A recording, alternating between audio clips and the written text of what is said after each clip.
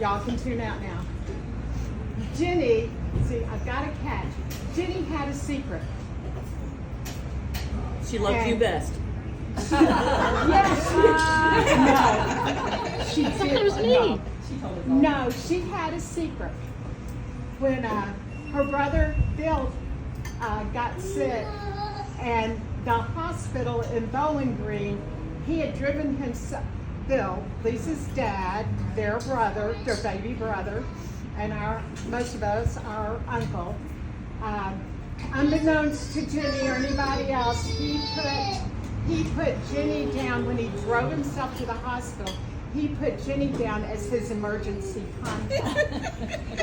And so the nurse called, when things were going bad, she called Aunt Ginny, because she's emergency, just to say, family needs to know and everything. Ginny called me and was very upset because she couldn't hear. And Lyndall and I hightailed it over to the condo so we could interpret, called them back, kept in touch, found Lisa, was able to get Lisa, and my husband was very good at communicating with Lisa what was going on. But she told me later in that day, when everybody was gone, she says, I want hearing aids. And those of you who know her, she was okay with not hearing stuff and just shaking her head. She was a master lip reader, but you could talk behind her back. But she was master at that. But she told me she wanted hearing aids. And I said, we're going to get them. And I took her immediately into a hearing specialist who said she has profound hearing loss in both ears. Ginny's thing was, I want to hear my family. I want to hear my family. And she says, on the phone is hard for her. And you all know that if you talk to her. And she would ask you, what did you say? Can you repeat that? If she couldn't read your lips she would ask you to repeat things. And she didn't want to do that anymore. But she didn't want anybody to know. So I got her hearing aids. The hearing specialist said she has profound hearing loss in both ears. And it's like, yeah, you know that. But we got hearing aids that matched her hearing. And so she could hear people on the phone if you called her in the last few months. Well, and she was thinking, when we had the service for Uncle Bill, that she wanted to hear everything that was said and what everybody was saying. But she didn't want anybody to know. So it was our secret. Some of you figured it out. Yeah, some of you figured it out, but she was very good at disguising that. But I wanted to tell you, when she was in the emergency room, she wanted to keep those hearing aids in. And she did not want those out. And Chip and I had a lot of fun charging one at a time during the time she was there, so she could have at least one of those off. And I will be forever thankful that Sarah and Elizabeth brought in Uncle Sonny. And I know they wanted to see Ginny, but we had that window of time, and she got to hear everything he said. And they got to have that time together. And a few hours, it was the afternoon before Ginny passed, I was able to connect my mom and Ginny. And Ginny heard every word. And that was that short window of time when they were able to connect and talk. But I want to tell all of you here, because I know you wanted that last talk with Ginny, that last hug. But I bet there's not a person of you in this room that knew her who didn't. Your last memory, I'll bet, was her saying, I love you, giving you a hug, sending the signal. And I just want you to know, every time she went in for a procedure, I said, do you have anything you want to say? She says, tell them I love them. That was it. So she loved you, and I know I keep putting it out there, but she loved big. And Chip was talking about the lessons. Every time you lose somebody you love that's close to you, you have a lesson. I just feel like you have a lesson. My lesson was she loved big.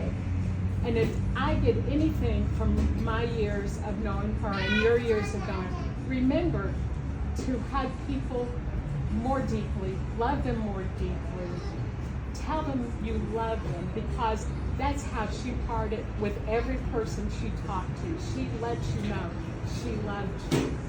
And I want to say a word about Chip. Is the best son a mom could have. And she loved him dearly. And he did everything. I don't know if he did it before Charlie died, but he was very good at checking on her every single day. She told me that.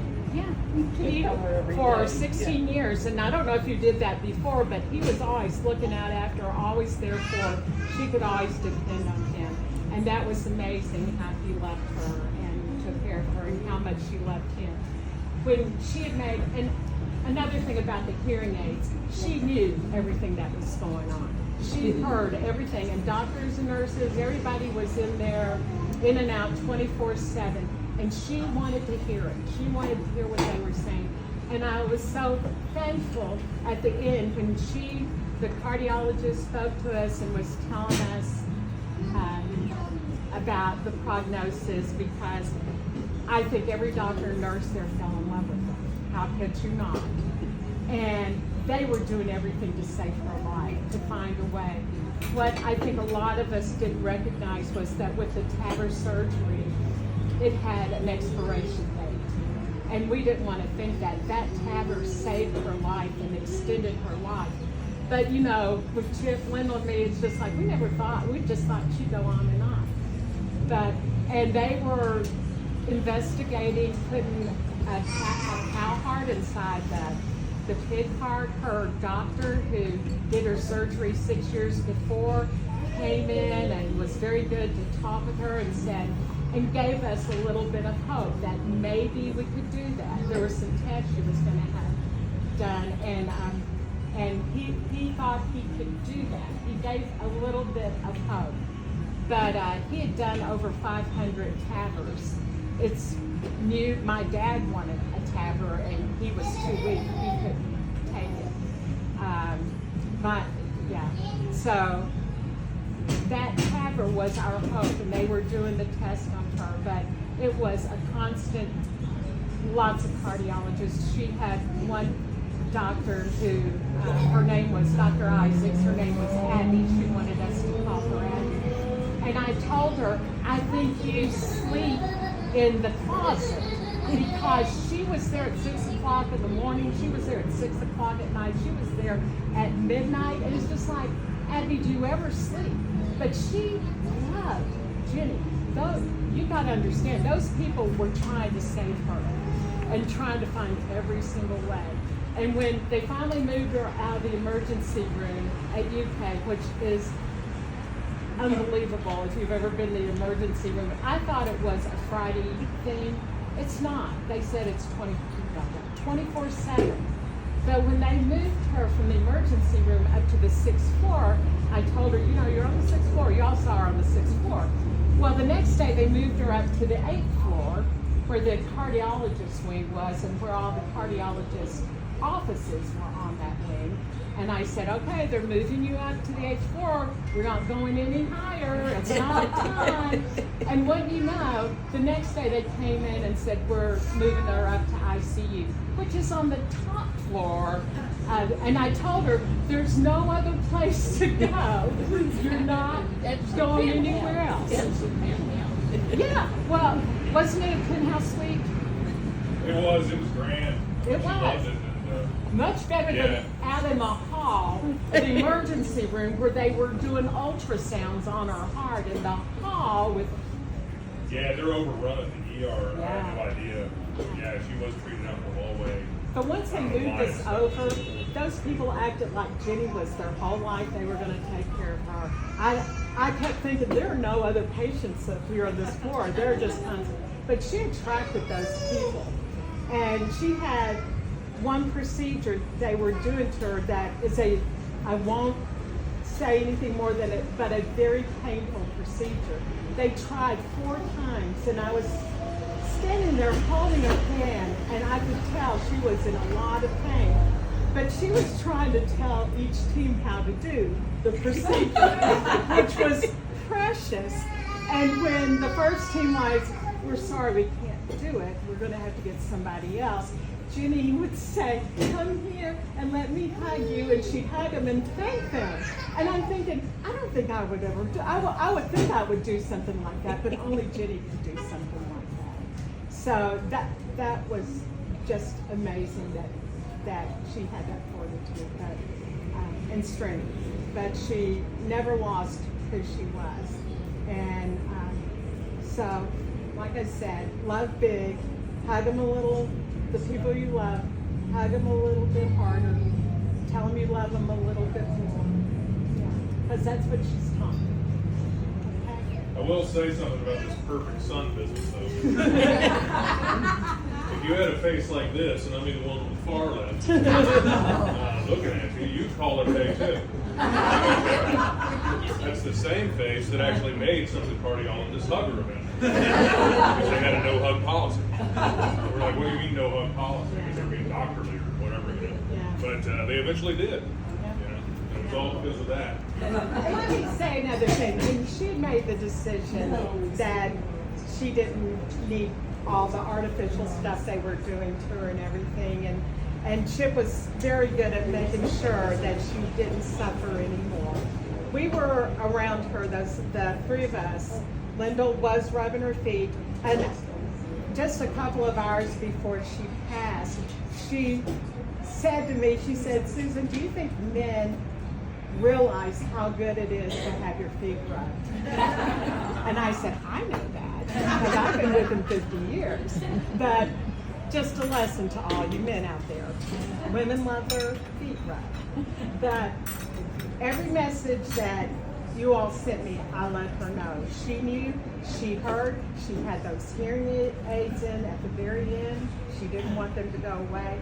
Get a hearing aid if you came here, you know, because she made that decision, I need to have that. I will say, Laura LaRue sent me a few hours before she passed, she sent me audio and of her singing to Aunt Ginny, and she says, this is a song that Aunt Ginny sang, one of many that Aunt Ginny sung to me when I was growing up, when I was a little girl and growing up. In the back seat of the station wagon on the way to BDS, hanging our feet out. Yeah. Oh, that was That's the No, she said there were many, and I asked Ginny, I said, so Laura LaRue has a song that she wanted you to hear. Do you want to hear it? She goes, yes. And I said, I didn't name that too. What song do you think it is that you sang to her when she was little? And she goes, I sang a million. You know, I said, so she couldn't guess. And the song, and I won't sing it, Laura can sing it. And as our Laura only can do, Laura LaRue, she sang every verse. But what I wanted Laura to know was, when I started playing it, Ginny sang through all the verses with her, harmonized with her, and everything, and it was beautiful. It was beautiful. She taught me. Yeah? And I didn't know she was dying. I was on the way home from Bible study, and God prompted me to listen. I thought she was in ICU and get tested for the cow part. Yeah. But that was beautiful. But just for you to know, she heard you and sang right along with you every verse. So it was at the cross, an old rugged cross, were the other two. That Yeah, over the cross. But the one she sang was that Tell Me Why. The star does shine, tell me why. I was fine. Yeah, the ivy twine. I'm not singing it. now. Because God made you. That's why I love you. Yeah. Because God made you. That's why I love you. Okay, I'm done. You don't have to hear me anymore. Who else?